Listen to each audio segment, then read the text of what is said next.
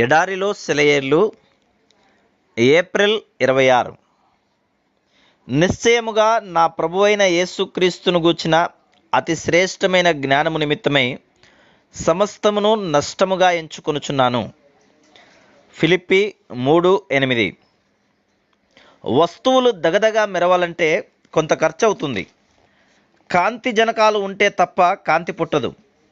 వెలిగించని కొవ్వెత్తి వెలుగునియదు. మంటలేనిదే తలతలలు లేవు. అలాగే మనం అగ్నికి ఆహుతైపోకుండా ఇతరుని వెలిగించలేము. మండటం శ్రమ పడడానికి గుర్తు. మరి మనమైతే నొప్పి నుండి దూరంగా తొలగిపోయే ప్రయత్నం చేస్తుంటాం. మనం దృఢంగా ఉండి పనులు చేయడానికి శక్తి కలిగి ఉండి మన మనసులోనూ చేతుల నిండా ఇతరులకి ప్రయోజనకరమైన కార్యక్రమాలను చేపట్టి ఉన్నప్పుడు మనం ఎంతో మానవ సేవ చేస్తున్నాం అనుకుంటాం. అయితే మనం ఒక మూలన చేరి శ్రమలను అనుభవించడం తప్ప మరేమీ చేయలేని స్థితిలోనో లేక రోగపీడితులంగానో ఉన్నప్పుడో, బాధ మనల్ని కబలిస్తున్నప్పుడు, మన కార్యక్రమాలను పట్టించుకునే నాదుడు లేక మూలనబడినప్పుడు మనం ఇతరులకు ఏమీ ఉపయోగపడడం లేదు అనుకుంటాం. మన జీవితమే పనికిరానిదైపోయినట్టు బాధపడతాం. అయితే దీర్ఘశాంతం కలిగి దేవుని చిత్తానికి లోబడితే మనం హుషారుగా ఇతరులకి సహాయపడే రోజుల కంటే బాధల్లో కృషిస్తూ ఉన్నప్పుడే మన చుట్టూ ఉన్న ప్రపంచానికి ఎక్కువ ఆశీర్వాదకరంగా ఉండగలం.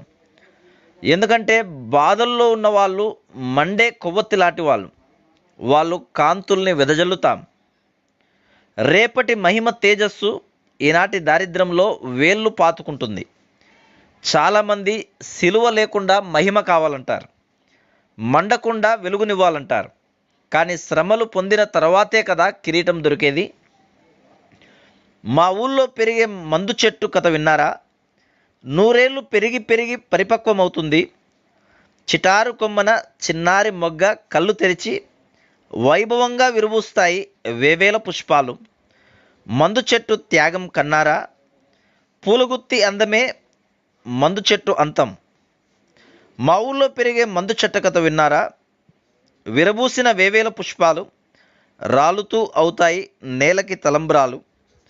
రాలిన ప్రతి పువ్వు వ్రేళ్ళు పట్టి ప్రతి పువ్వు అవుతుందో మందు చెట్టు. పూల అంతం అదే మందు చెట్లకు ఆరంభం.